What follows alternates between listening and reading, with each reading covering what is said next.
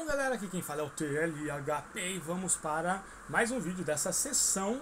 E hoje para falar um pouquinho sobre outra banda, toda semana uma banda diferente, que é o Sertão Sangrento, né? E ao contrário dos outros vídeos que eu estava fazendo reacting de músicas, dessa vez eu vou fazer um reacting de capa.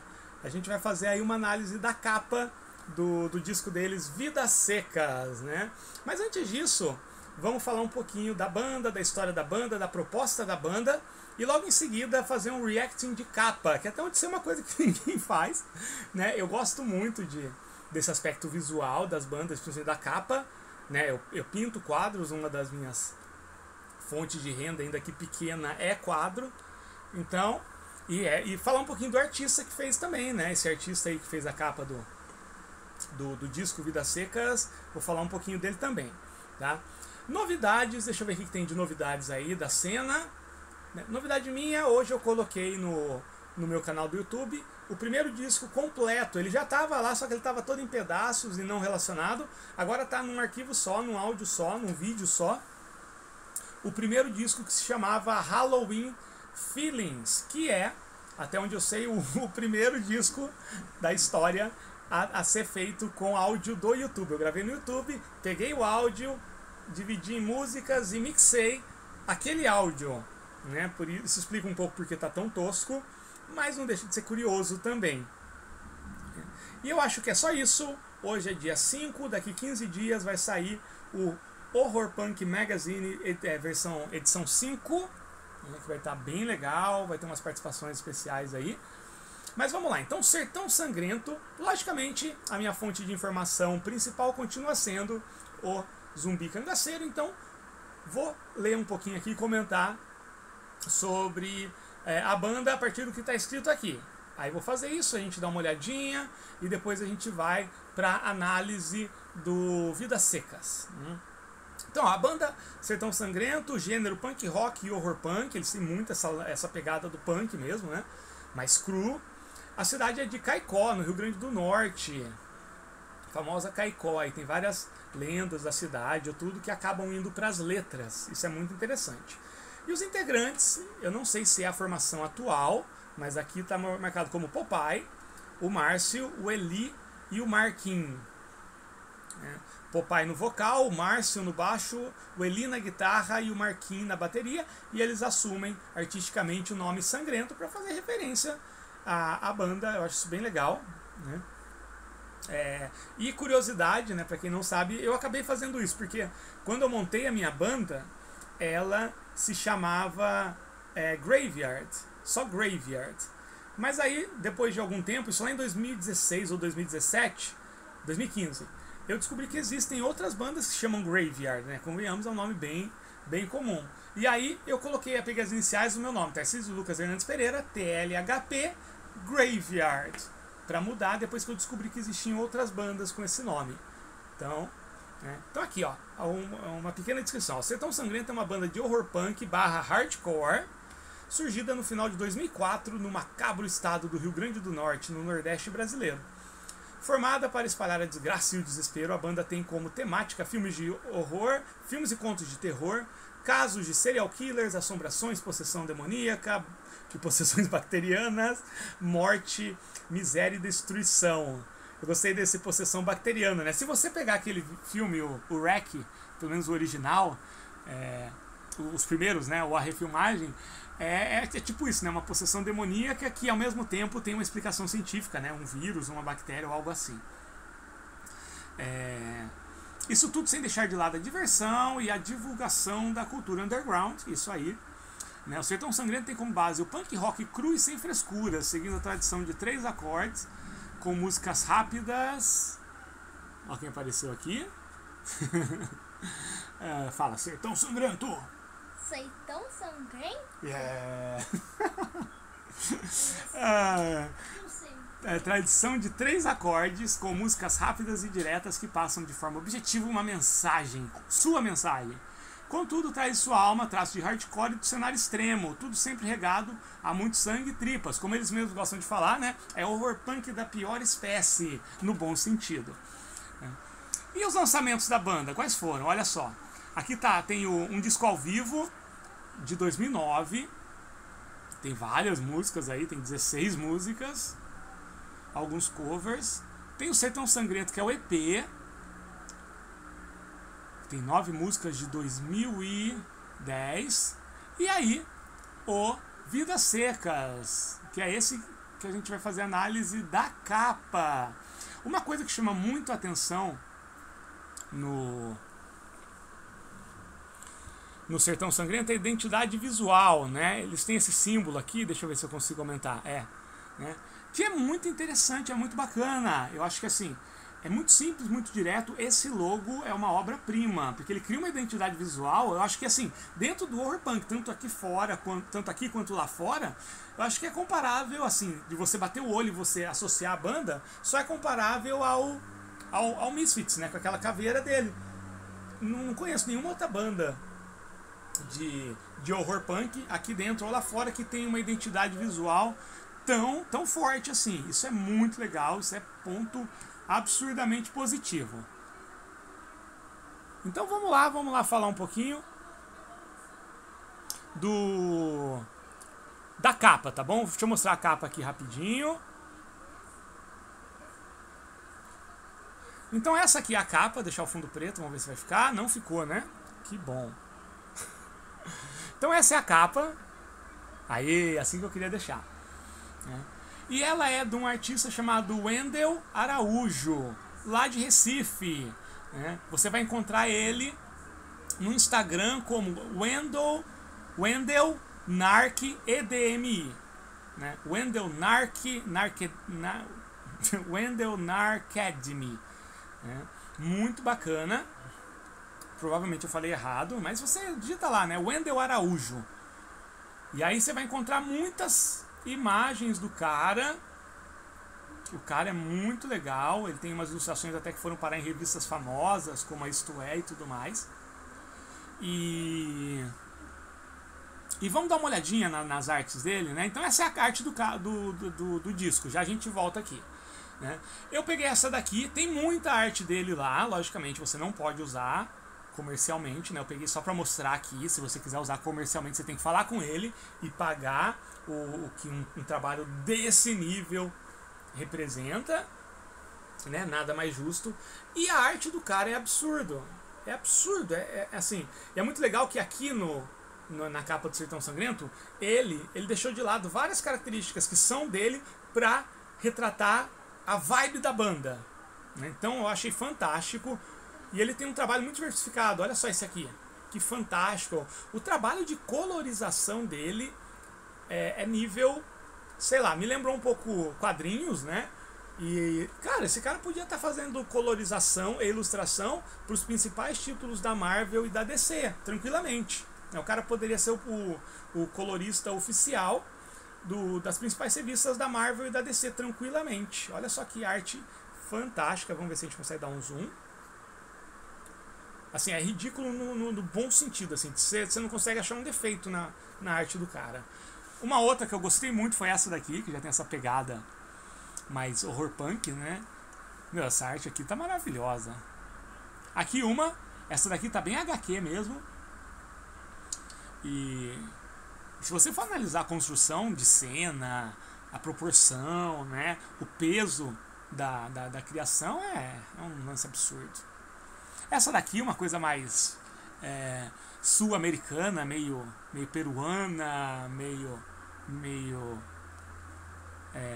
não é azteca, como é que é o nome? Meio inca, né? Acho que só. Essa daqui que foi uma capa que ficou... Uma capa não, uma arte dele que ficou bem famosa. E essa arte, assim, acho que poucas artes conseguem representar tão bem o momento atual de 3 anos já, quase 4. Essa arte é maravilhosa. Eu acredito que ele deve ter arrumado bastante problema, né, com a galera reaça aí por ter feito essa arte. Mas eu acho fantástico tanto o conceito da arte, o que quis passar, e a execução. A execução é perfeita. Olha só esse trono, por exemplo, né? Se você dá um zoom, dá pra você se perder nos detalhes. Maravilhoso. Acabou. Então é isso. Essa é a arte do Wendel Araújo. Então agora vamos dar uma olhadinha, né? Fazer um reacting da capa. Bom, essa arte ela faz referência a muita coisa. Eu gostei muito desse tom amarelado. Eu vou falar da minha interpretação, tá bom? Não é a interpretação do Wendell. Eu não sei o que o Wendell quis passar nessa capa, porque eu não conversei com ele. E também não é a interpretação da banda. Embora eu tenha contato com alguns membros da banda, eu em nenhum momento eu perguntei pra eles, cara, o que vocês quiseram dizer pra capa? O que significa cada elemento? Então, tudo que eu falar daqui pra frente é um achismo, tá? É um achismo e o que eu identifico nisso. Então, primeiro, os tons, né? Essa tonalidade meio amarelada, ao mesmo tempo faz referência à paisagem nordestina, né? E também ela remete a um lance mais escatológico, mas não escatológico no sentido, né, de cinema tal, escatológico no sentido de fim de mundo, né? Remete um pouco a inferno, essa coisa meio Armagedon. Tem a colina lá atrás, que na verdade está fazendo referência à colina onde Jesus foi crucificado, mas a gente não pode esquecer que Armagedon era o nome de uma colina na Bíblia, né? Armageddon. Então está fazendo referência na cor, que remete a inferno, a fogo, condenação, e ao mesmo tempo está fazendo essa relação com a religiosidade. Tanto é que a gente tem um padre aqui, ou que parece ser um padre, né? Eu não sei se é um padre, mas eu sempre olho esse carinha aqui, ó. Deixa eu ver se eu consigo aumentar mais, né? Não o do meio, o do lado aqui, como se fosse um padre. Mas agora vendo, eu não sei, não estou vendo clergyman. Clergyman é aquela coisinha branca que os padres usam. Mas eu apostaria que é um padre, mas pode ser que não seja, né? Do lado aqui tem essa figura, do lado não, no centro, tem essa figura aqui com uma indumentária que remete um pouco a roupas características e com esse olho branco dando uma intenção de ser talvez não uma criatura humana ou uma criatura semi-humana, né? Ou talvez pode ser uma pessoa que ficou assim devido à situação retratada, ou pode ser uma criatura sobrenatural, e tem vários atrás, então tem várias interpretações. Isso pra mim me lembra muito Lovecraft. Essa capa pra mim ela é bem Lovecraftiana, né? De ter aquele elemento, você fala, meu, o que é isso? É até difícil de descrever, mas não porque não tá claro, porque retrata algo que a gente não consegue achar palavras certas. Então essa capa ela também tem um pé no Lovecraft. Eu não sei se a banda passou isso pro artista quando fez a encomenda da arte, mas essa capa é bem Lovecraftiana, principalmente por causa dessas figuras no meio, né? E tem essa pessoa aqui, que é difícil você definir se é uma mulher, mas provavelmente é uma mulher, aqui do lado, né? Com uma posição, né, que passa um pouco de sofrimento ou dor ou alguma coisa, né, com as mãos aqui. Muito interessante. Vamos lá para a colina, que a gente tem um cenário que faz referência à questão religiosa, essa mitologia cristã, né? Mas na verdade quem está sendo crucificado está usando, né, essa caveira de boi, que é o símbolo da banda. Olha só que curioso. E ao mesmo tempo ela faz referência a algumas mitologias ou imagens, né, de Beelzebub, dessa coisa mais... Eu vejo relação até com o imaginário meio black metal, mas a gente sabe que na verdade é a cabeça do boi que faz referência à banda. Mas quando eu bati o olho aqui, me lembrou uma capa do Rotting Christ. Rotting Christ é uma banda de black metal, death metal, assim, com um imaginário bem dark, né? E essas pessoas encapuzadas, né? Muito interessante. E tem outras cruzes aqui, tem os ossos aqui também, como se fosse um cemitério. Não é só uma colina, é um cemitério, porque tem lápides, tem túmulos. Então tem todo esse imaginário aqui, né? Oh meu Deus, voltei aqui, né? Se você for reparar, tem os bichos voando, quer dizer que a pessoa já está crucificada há muito tempo, né? Então refere a isso, né? Ao urubu, ao carcará, todo esse imaginário também. E tem uma escada aqui do lado da cruz, né? Que eles colocavam a escada para depois retirar o corpo que estava crucificado, né? Tem um machucado aqui no lado, onde supostamente um soldado chamado Longino, ou Longino, fez esse corte. Para quem joga Vampiro, o Requiem, não Vampiro a Máscara, tá bom? A versão que veio depois, Vampiro Requiem, que é um RPG de vampiros. Uma das origens possíveis do vampiro é que o Longino fez esse corte em Jesus e o sangue de Jesus espirrou nele e ele se transformou no primeiro vampiro. Dentro da mitologia do vampiro, o Requiem, que não é a mitologia do Vampiro à Máscara. No Vampiro à Máscara, os vampiros são aparentemente descendentes de Caim. E aqui do lado tem também essas ramificações assim, né? Que ao mesmo tempo que parecem galhos secos, também parecem artérias, né? Quando a gente vê ali e tudo mais. O que aumenta bastante, né? Porque ao mesmo tempo parece que você está num lugar aberto, e você está num lugar aberto, mas quando você olha parece um pouquinho veias e tudo mais, dá a impressão que você está num lugar fechado, como se você estivesse dentro de uma criatura, né, que te engoliu, que engoliu essa cena. E é interessante porque o nome do disco se chama Vidas Secas, que faz referência também a um livro muito famoso, que é um livro de quem, hein? Do Guimarães Rosa. Agora me deu uma dúvida, deixa eu procurar aqui, né? Vidas Secas, livro, não é do Guimarães Rosa, né? Graciliano Ramos, desculpa, Guimarães Rosa, não sei porque eu falei Guimarães Rosa, né? Que é um livro do Graciliano Ramos, que ele conta a história de uma família de retirantes, né? Que de tempos em tempos essa família tinha que sair de onde morava por conta da seca e ficava nesse translado. E aí tem uma imagem famosa de um artista, né, que eu não me lembro qual é o artista que fez, que mostra a família em retirada. Eu não me lembro o nome do artista que fez essa ilustração. Deixa eu procurar aqui, né? Eu devia ter procurado isso antes, logicamente, né? Mas não. Mas procurem aí, Vidas Secas, Graciliano Ramos, imagens. Vai aparecer vários quadros do pessoal lá da década de 20 e tudo mais que fez.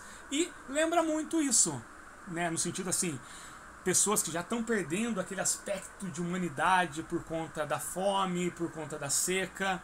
Então essa ilustração com certeza também faz referência forte a essa obra literária do Graciliano Ramos, que é uma obra bem crua mesmo, né, de mostrar a realidade do povo do Nordeste. Deixa eu ver como é que a gente está de tempo. Já está quase batendo 20 minutos, então é isso, galera. Essa foi a minha análise de capa desse disco famoso dentro do cenário horror punk nacional. A gente se vê.